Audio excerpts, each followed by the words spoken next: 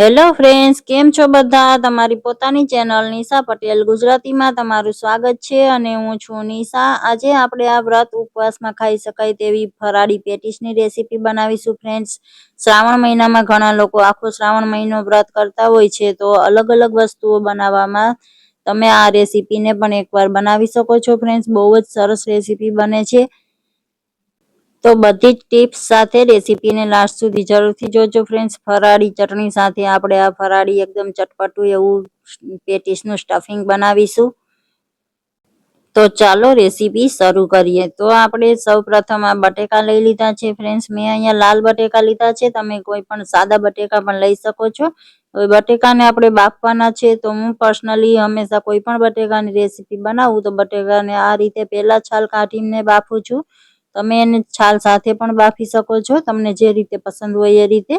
આ રીતે કરવાથી બટેકું ક્યારેક ખરાબ હોય અંદરથી તો એ પહેલા જ ખબર પડી જાય છે, અને બટેકાને છોલવામાં પણ કાચા બટેકાની છાલ કાઢવામાં ટાઈમ નથી લાગતો. બાફેલા બટેકાને ઠંડા થઈ અને પછી છાલ કાઢવામાં ટાઈમ લાગે છે.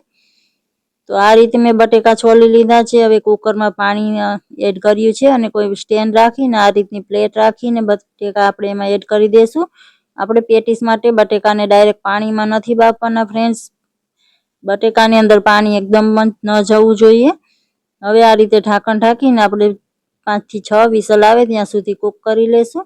તો હવે બટેકામાં 5 થી 6 વિસલ આપણે કરી લીધી છે. ચેક કરી લઈએ. બટેકા સારી રીતે બફાઈ ગયા છે. હવે એને ઠંડા થવા માટે રાખી દેશું. ત્યાં સુધીમાં આપણે પેટીસ માટેનું સ્ટફિંગ તૈયાર કરીશું. તો મિક્સરના જારમાં આપણે સૌપ્રથમ આદુ અને મરચાં એડ કર્યા છે. તીખાસ માટે મેં અહીંયા લીલી મરચીનો યુઝ કર્યો છે. ફ્રેન્ડ્સ, આ 3 લીલી મરચી મેં લીધી છે. આપણે પેટીસમાં લાલ મરચું પાવડર કે એવું કંઈ યુઝ નથી કરવાનું. તો આ રીતે અધકચરો વાટી લીધો છે આદુ મરચાંને. હવે આમાં રફલી આપણે આ રીતે તોડીને ધાણા એડ કરી દઈશું. સરસ એવા સારા પ્રમાણમાં લીલા ધાણા આ રીતે દાંતલી સાથે જ આપણે એડ કરી દેવાના છે. હવે તમને સિંગ દાણા પસંદ હોય તો ફ્રેન્ડ્સ, શેકેલી સિંગના દાણા છાલ કાઢીને આપણે આ સ્ટેજ પર તમારે દાણા એડ કરવાના છે. આની સાથે જ ક્રશ કરવા માટે મેં અહીંયા સિંગ દાણા નથી લીધા. આ નાળિયેર મેં લીધું છે. નાળિયેરનું બોરું જે સૂકું નાળિયેર આવે છે એ લીધું છે. તમે સિંગદાણા લેતા હોય તો સિંગદાણા અને નાળિયેર બંને સરખા પ્રમાણમાં લેવું. હવે આને ઢાંકણ ઢાંકીને આપણે અધકચરું વાટી લેશું. હવે એને એક મિક્સિંગ બાઉલમાં એડ કરી દઈશું. સિંગદાણાની ફ્લેવર પણ બહુ સારી આવે છે ફ્રેન્ડ્સ પેટીસમાં, પણ અમારા ઘરમાં કોઈને પસંદ નથી એટલે મેં અહીંયા સિંગદાણા નથી લીધા. હવે આમાં વ્રતમાં ખાવાનું નિમક એડ કરી દઈશું. અને આ મેં 6 થી 7 પીસ કાજુને આ રીતે ટુકડા કરીને લીધા છે, એડ કરી દઈશું.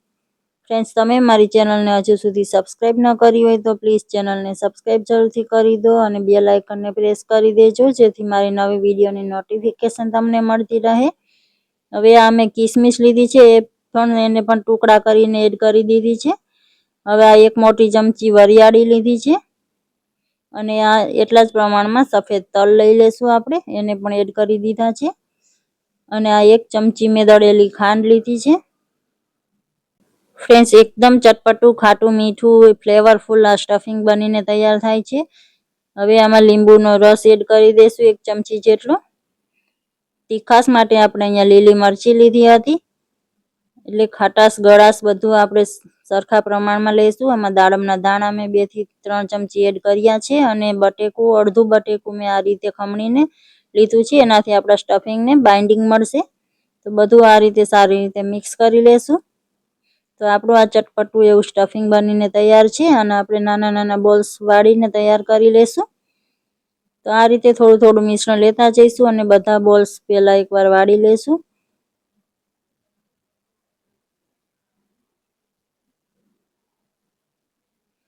તો આ બધા બોલ્સ વાળીને આપણે તૈયાર કરી લીધા છે. હવે આપણે સ્ટફિંગના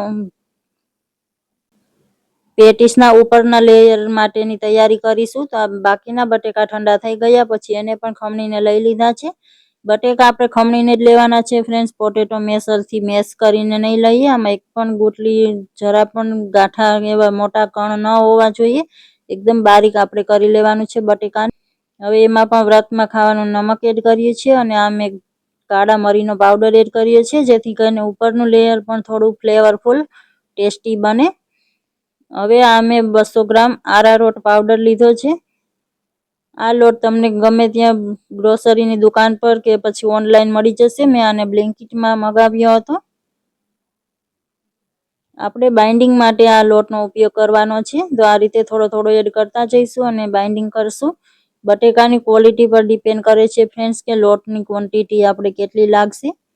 તો 200 ગ્રામનું પેકેટ હતું, એમાંથી 100 ગ્રામથી થોડો ઓછો એવો લોટ અમારે યુઝ થયો હતો. તો આ રીતે સરસથી આપણે લોટ બાંધી લેવાનો છે.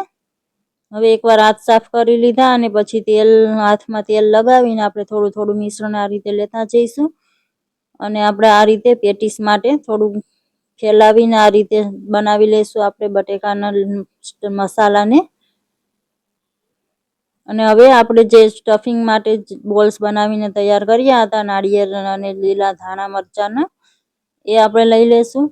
અને આની અંદર આ રીતે રાખીને આપણે આ રીતે ઉપર કરતા જઈશું અને સરસથી પેટીસને પેક કરી લેશું. પેટીસને એકદમ સરસથી વાળવી જરૂરી છે ફ્રેન્ડ્સ, નહીં તો તળતી વખતે ખુલી જશે. આ રીતે એક્સ્ટ્રા આપણે કાઢી લેશું અને સરસથી પ્રેસ કરીને ગોળ ગોળ રાઉન્ડ કરી દેશું. બધી પેટીસ આ રીતે વાળીને તૈયાર કરી લેશું. અને આ મેં એક બાઉલમાં અલગથી આ રીતે કોરો મેં આરારોટ લીધો છે, એમાં આપણે આ રીતે કોટ કરી દેશું બધી પેટીસને. તો બધી પેટીસ આ રીતે તૈયાર કરી લીધી હતી અને હવે તેલ ગરમ કરવા માટે રાખી દીધું છે. આપણે લો ફ્લેમ પર જ પેટીસને આ રીતે એડ કરીશું. એકવારમાં જેટલી પેટીસ આવે એટલી આપણે એડ કરી દઈશું. ફ્રેન્ડ્સ, તમે આ પેટીસને તળીને ના બનાવવા માંગતા હોય તો આને એર ફ્રાયરમાં પણ બનાવી શકો છો. અને એને અપ્પે પેનમાં 2 ચમચી તેલમાં પણ તમે આને અલટ પલટ કરીને શેકી શકો છો. આ રીતે લો ટુ મીડિયમ ફ્લેમ પર આપણે આને ફ્રાય કરવાની છે. આ રીતે અલટ પલટ કરતા જઈશું. ગોલ્ડન કલર આવે ત્યાં સુધી આપણે એને ફ્રાય કરી લેશું. તો આ તમે જોઈ શકો છો પેટીસ આપણી ફ્રાય થઈ ગઈ છે. તો તેલમાંથી કાઢી લેશું. ફ્રેન્ડ્સ, મેં આ પેટીસ સાથે નાળિયેરની લીલી ચટણી પણ બનાવી હતી. ફરાળી ચટણી છે ફ્રેન્ડ્સ આ. એની રેસીપી પણ તમે જોવા માંગતા હોય તો કમેન્ટ કરીને જરૂરથી જણાવજો.